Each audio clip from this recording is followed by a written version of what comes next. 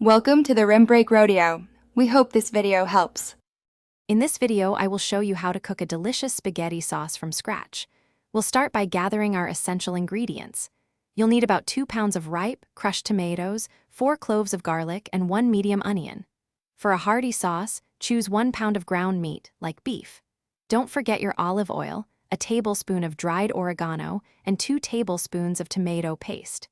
These simple components are the foundation of a fantastic sauce. Now, let's build the base of our sauce.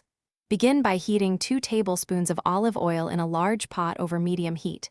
Add your finely chopped onions and minced garlic, sautéing them for about 5 minutes until they're soft and fragrant. Next, introduce 1 pound of ground meat, breaking it apart as it cooks. Once it's completely browned, make sure to drain any excess fat. This step is crucial for a rich, non-greasy sauce. With our aromatics and meat ready, it's time to bring everything together. Stir in your 2 pounds of crushed tomatoes, 2 tablespoons of tomato paste, and 1 tablespoon of dried oregano. If the sauce seems too thick, add about 1/2 cup of water or broth. Bring it to a gentle simmer, then reduce the heat to low and cover partially. Let it cook for at least 1 hour, or even up to 3 hours, stirring occasionally. This slow simmer develops incredible depth of flavor. Our delicious spaghetti sauce is almost ready. Before serving, give it a taste and adjust the seasonings. You might need a pinch more salt or some freshly ground black pepper.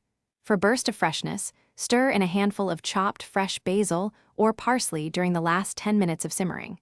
Serve this wonderful sauce generously over your favorite cooked pasta.